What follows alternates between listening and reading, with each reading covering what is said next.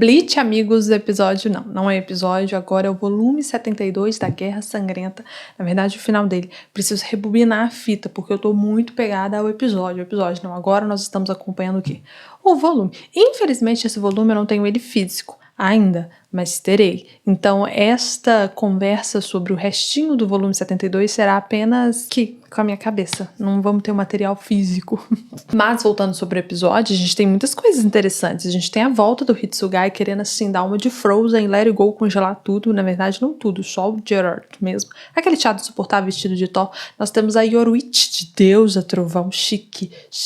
Nós temos os 5 potenciais de guerra, que inclusive quem quer um? O Urahara. Eu acho que um dos erros do Urahara não foi ter colocado o Mayuri aí nessa equação como um potencial de guerra. Se você não me conhece, muito prazer, meu nome é Natália Corval e hoje nós vamos falar sobre o finalzinho do volume 72 da Guerra Sangrenta. Bleach, amigos, eu percebi o seguinte, que não dá pra falar o volume inteiro, é muito. Então nós vamos dividir em parte 1 e parte 2, beleza? O 73 vai ser os 5 primeiros episódios, depois os 5, 6 outros episódios, capítulos. Meu Deus, a lógica muda e a minha cabeça tá fazendo assim. Buh. E no volume 74 a mesma coisa. Metade num vídeo, metade no outro vídeo. Porque é um volume muito grande, né, de capítulos. Deve ser por isso que chama volume. Mas vamos nos organizar dessa maneira. Pra tia aqui também não colapsar a cabeça, porque eu aprendi muito bem a minha lição com o Jojo. Então, assim, vamos com calma com o Andor, que o santo é de barro, né? Bora conversar sobre o episódio. Episódio não, o volume 72 da Guerra Sangrenta, o finalzinho dele. A gente começa... Tem uma mudança aqui pra começar, né? Porque quando a gente termina o anime, os Visers estão indo dar-lhe uma porrada no Gerard. Aqui...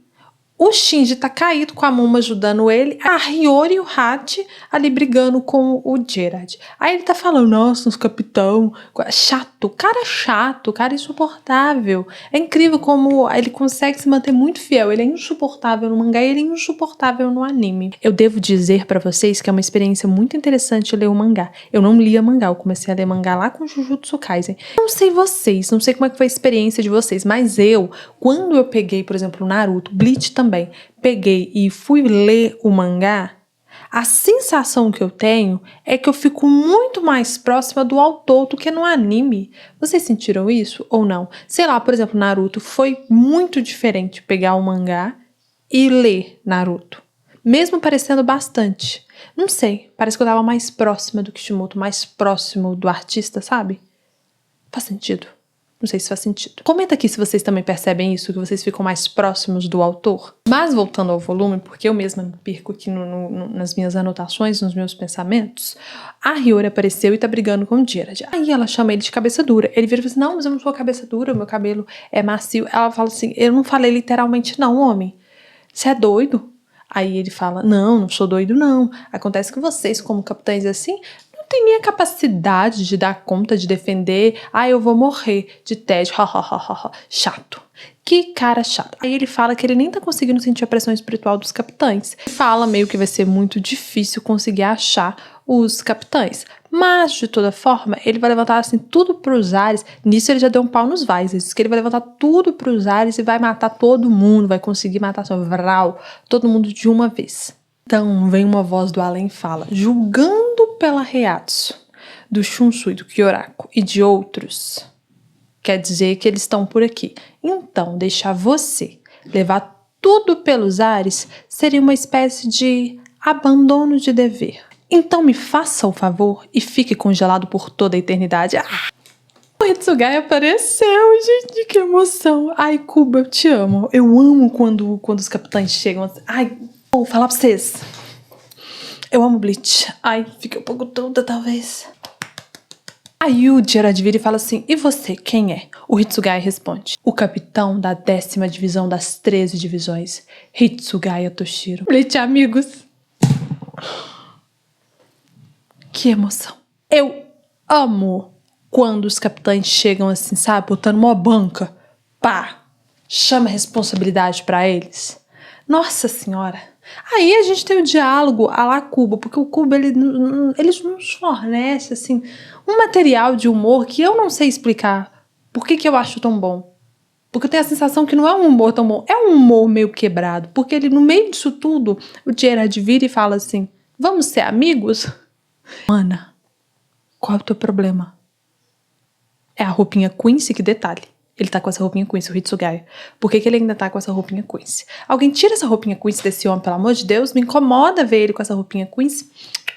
Não caiu bem pra ele. Mentira. Eu achei que ele ficou super bonito quando ele fala faça um favor e congela com a roupinha Shinigami, não, com a roupinha Quincy. Enfim, detalhes aqui de moda, porque Bleach serve, né? Se eu fosse estudante de moda, se eu fosse da área da moda, eu pegaria Bleach para poder fazer um TCC só sobre o impacto da moda dos anos 2000 em Bleach. Porque claramente a gente vê ali, ó, anos 2000 em Bleach. Eu acho isso sensacional. Eu acho muito legal as informações de moda que tem em Bleach. O Kubo ele não é inocente. O Kubo ele é muito inteligente. Você vê que ele é um homem culto, que ele procura outras culturas, que ele procura outros povos, ele procura outras áreas que não é a área de domínio dele para agregar na obra dele. Esse homem é maravilhoso. Esse homem é perfeito, Kubo. Eu te amo. Mas, voltando ao volume, o Hitsugaya fala. Ele fala. Preparados? Bankai. Eu quero ver ele falando isso. Animado. Júlio, chegue. Chegue logo, Júlio. Eu te amo, Júlio. Então, aqui nós temos uma divergência, uma diferença entre o mangá e o anime. No mangá agora, mostra aquelas lembranças do Ryu abrindo a portinha e vendo o pai dele lá mexendo no corpo da mãe dele. Pois é, isso já aconteceu. Eu vou deixar aqui o vídeo do último episódio da 3ª temporada, que é lá que isso acontece. Eu vou pular essa parte, beleza? Toda aquela conversa com o Yugra, o que aconteceu lá. Então, nós pulamos o quê? Pro final do último episódio da 3ª temporada, que é que é a turma do Ichigo subir na escada e sai mostrando todo mundo. Aqui nós temos a turma do Ichigo subindo a escada e eles entram-se num lugar que eu não sei muito bem onde é, mas o Ichigo vira por Orihime e fala assim: Orihime, tá preocupada? Tá acontecendo alguma coisa? E aí ela fala: não, tá tudo bem. Acontece que por mais que em nenhum momento eu duvidei que o Ryu ele era um traidor, dá um alívio assim no peito saber que ele não é um traidor, ele falando da própria boca dele. E eu te entendo, Orihime, porque em nenhum momento, nos momentos sim, eu achei que ele era um traidor. Não, nunca passou pela minha cabeça. Passou pela minha cabeça em alguns momentos sim. Mas ver o Ryu falando isso, que ele não é um traidor, dá um alívio. Eu entendo a gata. E aí nisso, aparece assim umas estátuas muito das esquisitas e quer matar a menina. Aí o que o menino Ichigo faz? O menino Ichigo protege a futura esposa dele. E o Chad, assim, ele não pergunta, ele já chega dando porrada nessas estatonas aí que estão querendo acertar eles. E aí ele fala: Ichigo, Orihime, sigam em frente, não olhe para trás, que eu vou resolver a parada aqui, beleza? Aí o Ganju aparece, o Ganju que estava perdido por aí, ele fala que se perdeu. Eu não posso julgar ele, porque talvez... Não, acho que isso não ia acontecer, porque eu acho que nem subir lá eu iria subir, porque eu sou extremamente cagona. Eu não sei se seria tão importante pra eu subir, possivelmente eu teria morrido lá embaixo mesmo. Não tem uma síndrome de protagonista tão grande assim não, gente. Enfim, o Ganju aparece e ele fala assim: bora derrotar esse povo. Aí o Chad fala assim: calma, calma, calma, é o seguinte, o Ichigo, quando ele bota na cabeça, ele vai. Então a nossa missão é abrir caminho pra ele ir, entendeu? Aí o Ganju falou assim: captei vossa mensagem. E aí os dois vão o quê? Destruir essas estátuas, lutar lá pra deixar o caminho livre pro Ichigo conseguir. Então vai o Ichigo e a Orihime. Até então nós vamos lá pra menina Yoruichi com o chato insuportável do Askin. E ele tá falando que, nossa, mesmo paralisado, eu não morro, eu estou muito longe dos portões da morte, infelizmente. Infelizmente. Aí ele explica que é por conta da imunidade dele, blá blá blá. Aí a Yoruichi vira e fala assim: o que você falou mesmo? É porque eu tenho um péssimo hábito de não prestar atenção em baboseira de homem. Queen.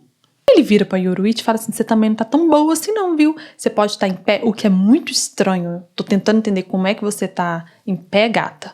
Mas você não tá bem pra ficar ouvindo baboseira de homem, entendeu? Porque o irmão dela tá quase chegando lá nos portões da morte. Ele sim tá perto da morte. A Yoruichi tá assim, caída, mas não derrotada. Porque ela é bem guiada pelas mãos do Urahara, que vai chegar daqui a pouco fazendo uma coisa um tanto quanto questionável. Aí o Askin chega perto dela, né, com esse diálogo falando que não tá entendendo por que ela tá viva, por que ela tá bem assim, palavra forte, por que ela tá ali, ajoelhada, né, e fala que agora não tem escapatória, que é uma dose letal. Quem aparece? O Urahara. Gente, eu tenho tantos comentários sobre Urahara e Yoruichi. O que acontece? A Yoruichi, ela está numa posição assim, que o Urahara chega atrás dela e ele fala: realmente.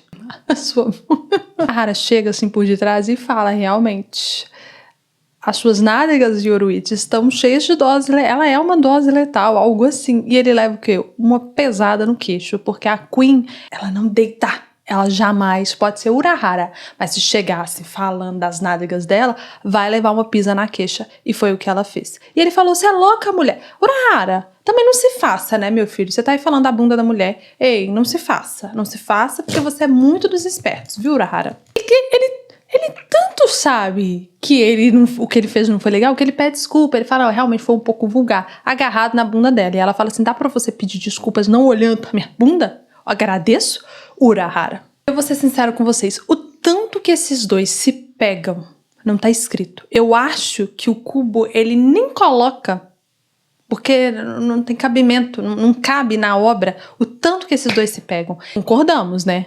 A Yoruichi e o Urahara, eles se pegam, e eles se pegam muito, né? Comenta aqui, por favor, se você também concorda que o Urahara e Yoruichi, pra mim isso é canônico. Alguém no fandom de Bleach que discorda que Urahara e Yoruichi se pegam e que pela intimidade o caso, ó, é antigaço? Tal qual nós, o nosso grande segurador de vela, o Askin, ele fala assim, eu te conheço, Urahara. A Urahara fala assim, não, você me conhece? Que isso? Eu fico lisonjeado de você me conhecer. Que isso? O Askin fala que conheço, porque não é que eu ligo assim pros seus amigos, não. Mas o cão do Rabarra, ele falou pra gente os 5 potenciais de guerra. E você tá incluso nisso. Aí a Urahara fala, nossa, não precisa disso tudo, eu nem sou isso tudo. E fala isso dando ali uma mãozada nas nádegas de Yoruichi que faz puf, e os dois voam lá pra cima. Aí o Askin explica. 5 potenciais de guerra foram escolhidos pelas habilidades deles. E eles são fortes o suficiente para serem considerados variáveis desconhecidas. Então quem são os nossos 5 potenciais de guerra? É o Ichigo, pela sua habilidade adormecida, o Zaraki Kenpachi pela força de combate, o Ichibe pela sua sabedoria, o Aizen pela sua Reiatsu e o Urahara por seus motivos desconhecidos. Por quê? Não dá para poder prever o que o Urahara vai fazer. E qualquer coisa que eles fizerem, o Urahara vai conseguir desenvolver um jeito de contra-atacar. Então ele é a variável da variável, não dá nem para intuir. O Zaraki você consegue pensar como é que o Zaraki vai funcionar. O Urahara, não dá para saber. Mas eles sabem que ele vai arrumar um jeito de contra-atacar. Ele tem um plano pro plano. Mesmo que o plano esteja apresentado ali na hora. E a Yoruichi fala assim, Urahara, o que você botou nas minhas nádegas, hein? Aí ele virou e falou assim, segredo. Ai, Urahara. Ai, gente. Pausa aqui. Isso não foi legal não, Urahara. Tecnicamente, ele drogou ela, cara. Isso não foi legal. Nota mental. Nunca aceitar um copo de bebida do Urahara em uma festa. Perigoso. Quando ela vai atacar, ele fala, pera. Ela fala assim, mas que diabo, o que foi, homem? Ele fala assim, calma, vamos fazer aquilo? Pela intimidade. Voltando, a Yoruichi fala assim, nem pensar, eu não vou fazer aquilo não. Nem se eu te der um presente, ela fala, não, eu não vou ficar naquele... Não, Urahara, não. Estão ali, né, tendo essa DR deles, e aparece um poderzinho, os dois desviam. Quem foi? Foi o Askin que tacou isso neles. Ele falou, pô, eu sabia que não ia dar certo. Eu acho que o Askin, ele está com o U na mão. Ele tá preocupado ali com a situação, porque agora é um potencial de guerra e a Yoruichi, que não caiu pro poder dele. Então, se eu fosse ele, eu abria bastante os meus olhos. E como a Yoruichi estava ali discutindo com o Urahara, pô, talvez ela tenha esquecido do Askin. Só que aí quando ele tacou o poder, ela lembrou dele e ela foi pra cima dele. E aí ele tá falando, você não tem chance. Aí o Urahara fala, Yoruichi! Aí ela olha, ele tá segurando... Ele tá segurando, tipo, um cartaz e falando, quando eu puxar isso, você vai se transformar. E ele puxa, e ela se transforma. O que é aquilo? Sinceramente, eu não tenho coragem de colocar foto com sérios riscos de levar um xingão do YouTube. Então não teremos aqui fotos da transformação da Yoruichi. Que ele tá assim, mas que diabo é isso? O que é isso? O que tá acontecendo? Eu não tô entendendo. Ela fala, é o nome. Aí eu acho que não me venha com essa de que é o nome. O que diabos exatamente é isso? Quem fala, por que você tá respondendo por ela? Pera aí. Ela não fala o nosso idioma e a Yoruichi vai com tudo pra cima dele. E aí ela fere o ombro dele, ela dá uma agarrada assim, coisada, e ele fala, eu não tô entendendo, era pra eu estar imune a Reiatsu dela. O que está acontecendo? Urahara. Por isso que Urahara é um potencial de guerra. O Rabarra, ele pode ser tudo, menos burro. Burro ele não é não. Urahara explica, olha, a Yoruichi, ela é temperamental. Nessa forma, ela fica pior. e a Reiatsu dela muda. Por isso que ele estava imune à Reiatsu dela, mas agora não tá mais. Por quê? Porque ela tá mudando. E aí Urahara faz uma comparação com o vírus da influenza, da gripe. A gente não tem que tomar vacina todo ano? Porque todo ano o vírus muda.